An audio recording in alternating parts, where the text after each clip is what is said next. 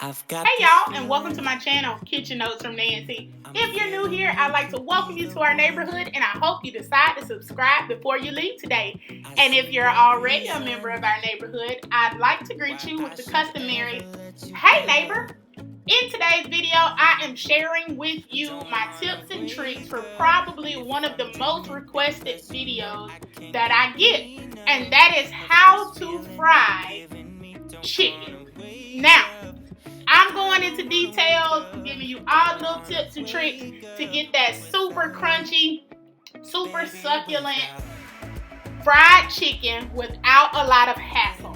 So, if you want to learn how to fry some of the best fried chicken you've ever tasted, all you got to do is stay tuned. And hey, before we get started today, I need you to do me a quick favor. After you subscribe, make sure you go ahead and hit that like button.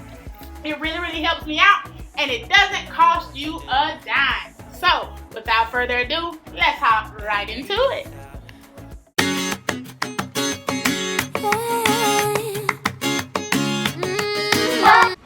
Okay, y'all. So, today's video, how to fry chicken. This is probably one of the most basic things that people have questions about. So, today I'm going to be using a whole chicken. This is a whole chicken that I cut up. So, I cut up this chicken. You know, you can get them from the butcher already done. But I'm going to be honest, if you get a whole chicken and you cut it up yourself, you save yourself a lot of money, because I think this chicken might have been like $4. And if you get it out of the store already cut up like this, it'll probably be like double that. But anywho, for our seasonings, we have adobo, Lowry seasoned salt, slap your mama, cayenne pepper, garlic powder, onion powder, black pepper, and all of these will be down off in the description bar. You are going to need self-rising flour. You need self-rising flour for chicken. That's what gives you that crust. Self-rising flour rises on its own. It already has baking powder in it. You're also going to need some type of oil. Today, I'm using canola oil. You can use canola oil, vegetable oil, peanut oil, whatever you want to use. If you're wondering why this container is empty, it is because the oil is already heating up on the stove. You need hot oil for chicken. You cannot use lukewarm oil. Your chicken will not get crispy. So, I got that on. So, while we're seasoning, that's going to be heating up. And like I said, this is a whole chicken, so 2 breasts, 2 thighs, 2 legs, 2 wings. And we're just gonna start seasoning this side. If you really want to learn Southern cooking, once you learn how to fry chicken, you about have it licked, okay? And you'll see different people. The pepper in that adobo got me. You'll see different people do different things. You have some people that soak it in buttermilk. You got people that soak it in buttermilk and hot sauce. And you can do all of that if you want to, but I'm just teaching you kind of the fundamental principles of frying chicken. So I don't get into all of that extra stuff myself. Now, what I will say is, this chicken, I cut up this chicken. I'm going in with a little cayenne pepper here. And if you don't like it spicy, omit that cayenne pepper. It's not a necessity. So if you don't want that, you do not have to put it on there. And also, be aware of the fact that the adobo, the slap your mama, and the Lowry's has salt in it. So just make sure you're aware of that when you're seasoning. You want your chicken to be flavorful, but you don't want it to be so salty that you can't eat it. But yeah, what I was saying was, this chicken, I cut it up yesterday and just sat it in the refrigerator overnight.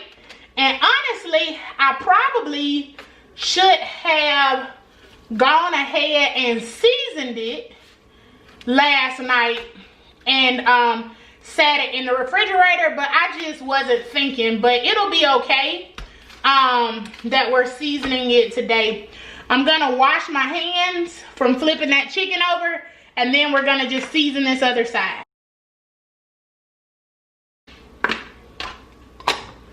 Alright, so now that this chicken is seasoned, I'm gonna sit it to the side. And I'm gonna start working with my flour. And y'all know how I like to do this. I put my flour in a container that I can seal the top and just shake it up real good. And I'm not gonna change that for the camera. That's just how I like to do it. It's easier for me to do it that way and just make sure it gets coated real good. Alright. So that should be about enough flour.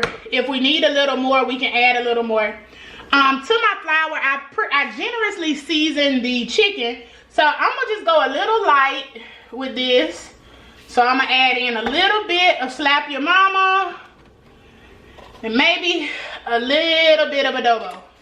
That's it. Because the chicken is seasoned real heavy. Okay, take a spoon.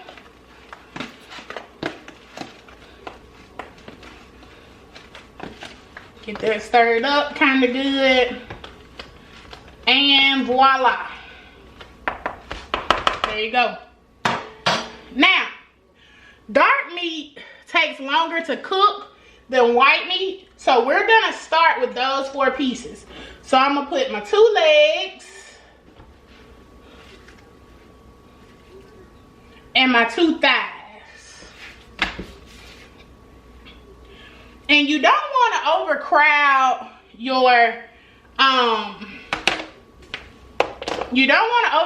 your grease, because when you add, I'm gonna have to wash my hand real quick from touching that chicken. When you add hot oil, when you add cold chicken to hot oil, it's gonna drop that temperature. So at home, you don't want to add too many pieces, especially if you're using stovetop. If you have a deep fryer that regulates it for you, some type of Fry Daddy or something, then it's gonna be a little different because it holds temperature on its own. But what I'm doing now, just making sure that this chicken is coated really, really good. I'm gonna take a peek at it. And it is. It's coated nicely. So now, let's go take a little peek at our oil. The absolute most important and most fundamental thing to remember in this whole process is that your oil has to be hot. Do not put chicken in oil that is not ready. Your chicken will be soggy and you will not be happy because it is going to absorb all of that grease immediately. So you want to make sure that this is hot. This oil has probably been on already for about 10 minutes. It's on about a medium heat. And I've showed you this little trick before, but one way to check your oil is to drop you a little flour in there. And if you look at it, I'm gonna drop a little bit more. I don't think you saw it. You drop you a little oil, and if it sizzles, it's hot. That didn't sizzle. This oil isn't ready yet. And it's in part because I'm using this super heavy boiler. This is cast iron. It's just a porcelain coated cast iron. And it's gonna take it a little bit longer to get as hot as I wanted to get, but it's going to hold that temperature for me. Just like it takes it a while to come to temperature, the temperature doesn't drop on it as fast as it would drop on another just stainless steel or something like that. So we are going to let this heat up, and then we will get to frying our chicken. Okay, so our oil is good and hot. I'm gonna give my chicken another quick shake. Okay.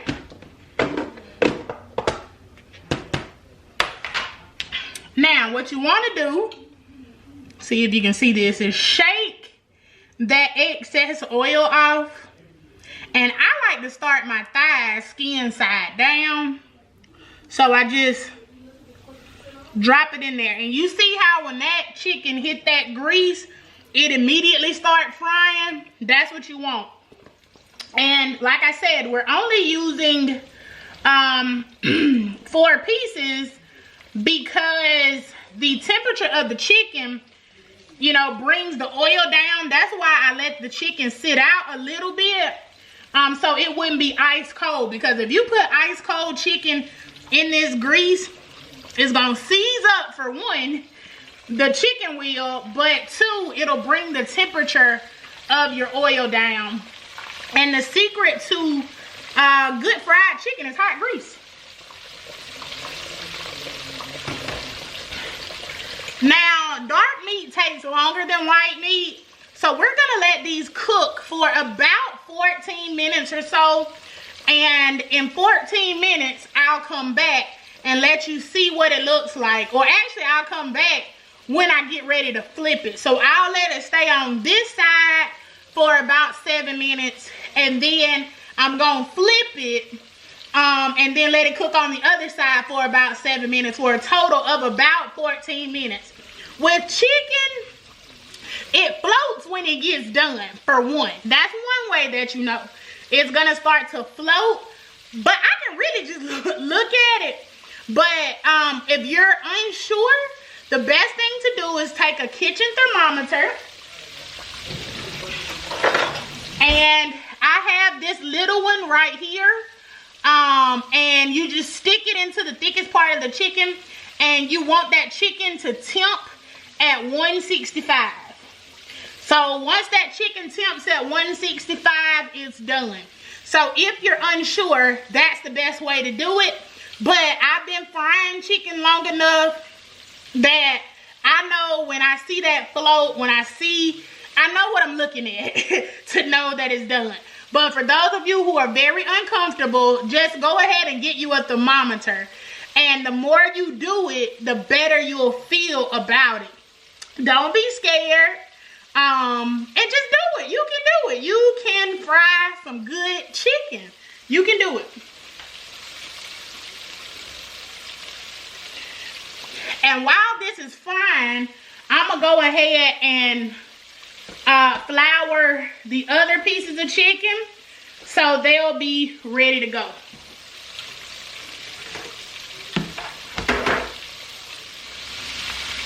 Okay, so it's time to check in on our chicken. We're going to go ahead and give it a flip.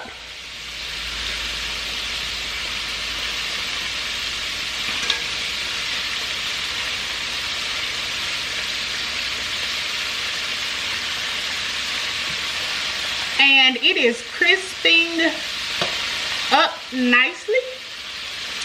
And so we're going to let it cook for about 7 more minutes or so on this side. And we will be back. Alright, so we are ready. So what I've done is I just took a wire rack and I layered a little bit of parchment paper up under there because I'm lazy and I don't want to have to clean this pan just to let this chicken strain. So I'm going to go ahead and I'm going to take the legs out. And again, if you're unsure about whether your chicken is done, take that thermometer, stick it in, and as long as it's 165, you are good to go. And this chicken, y'all, is gonna be so crispy. And I'm just letting the grease drain out of it a little bit.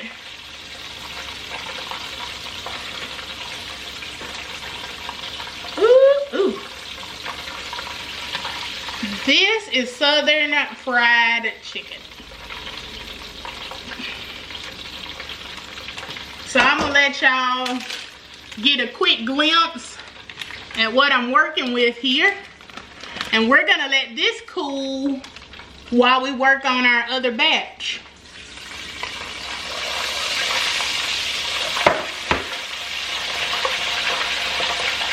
All right, you hear that sound? That sound is the sound of water from somewhere, probably my counter, from where I sat that pan. And that's what it sounds like when water gets in your grease. All right, so I'm just letting that water work its way out. And I had already battered this. I'm gonna give it another quick shake. And we are just gonna repeat the process, but this time with our white meat. And the cook time on this is gonna be a little bit different because these breasts, and you know, you just shake it off like you see me doing. These breasts are really thick, so I'm gonna go ahead and put them in first.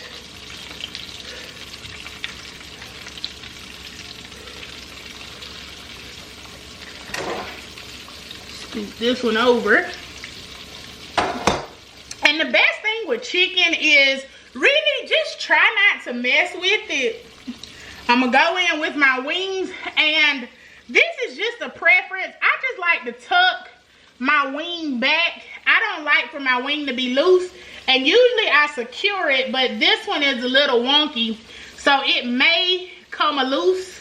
We'll see. I usually secure it behind itself, but these are just a little, you know, loose. So we'll see if they come apart, but we're just gonna drop that down off in there. Just make a little space. Sure it gets nestled down off in that hot grease. And I'm going to cook these pieces. These are gonna cook a little bit different. Like I said, the breasts are kind of thick, so they're gonna stay in a little bit longer than the wings. So I will be taking the wings out before I take the breast out. And then honestly, the wings are pretty fully submerged, so they're basically deep frying at this point. So we'll be back to check the wings and flip the breast short. Okay, y'all, so we're gonna check in on our chicken. And here's a wing. I'm gonna give it a flip. And the other wing, that's what I was telling you, that one felt like it wasn't too secure, so it did pop loose, and I prefer to have my wings folded up. I'm gonna go ahead and flip this breast so it can start to cook on the other side, and we will flip it back over before we're done. So that's our first turn there. All right. And we're going to let this side cook up. And like I told y'all, frying chicken just takes a little practice. And this is just the fundamentals, just using flour. Now, if you want to get into, you know, like buttermilk fried chicken and blah, blah, blah, we can do that. Just leave me a request in the bottom. But this is the standard way that I fry my chicken most of the time. And you still get that nice crispy crust, because what gives you that crust is the self-rising flour, and going ahead and battering that chicken and letting it sit with the batter, like, you know, with the flour on it, and then I re-batter it one more time right before I put it in the grease. That's how I still get that crispy crunchiness without, you know, dredging it in milk or egg or anything like that. So you can do it using this recipe, and you see that crunchy outside that's on there, and I'll show you up close once we're finished how crunchy it is. Alright, so it's time to check in on our chicken. I know that my wings are done, so I'm going to go ahead and get those out. And I'm just going to get my pan again and let it drain. It is so crispy. Okay, and we're gonna put that there. Okay.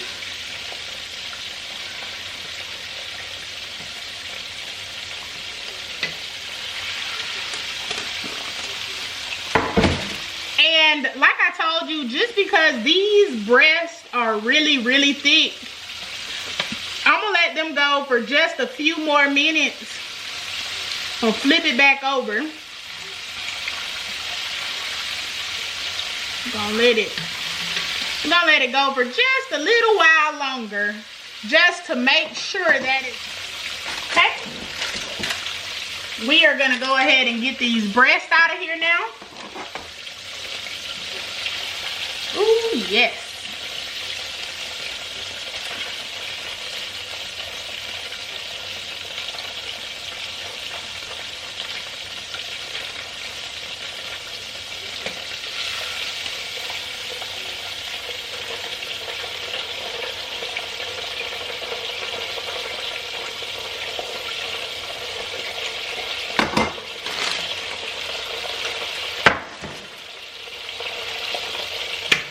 So we are going to turn this off, take that off the eye so it can start to cool down. Throw a little top on it. Well, no, that'll create water in it, and we don't want to do that, so we'll just leave it like that. And let's move over and look at this chicken. Okay, y'all, this is it. Crispy, crunchy, sheer awesomeness chicken. All right, and I am going to do something I rarely ever do. So this chicken deserves a taste. And I know I look a mess, but look, if you know anything about frying chicken, you want to fry chicken and something that you don't care about, because it's gonna get grease on it. Okay, that's another tip for you, and that was for free, not gonna even charge you. Okay, but I'm gonna take a piece that I know is not too hot.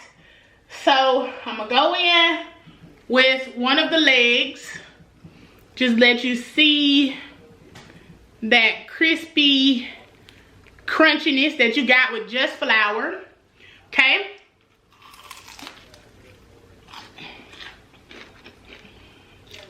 I know you heard that crunch. I know you heard it.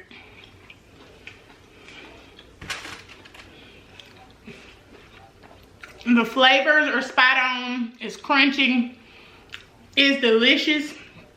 If you fry chicken this way, you cannot go wrong. So, as always, guys, thank you so much for sticking with me. If you like this video, go ahead and smash that like button. It lets me know that you like the content. It lets YouTube know that you like the content, and I can keep it coming. And as always, until next time, bye, neighbors.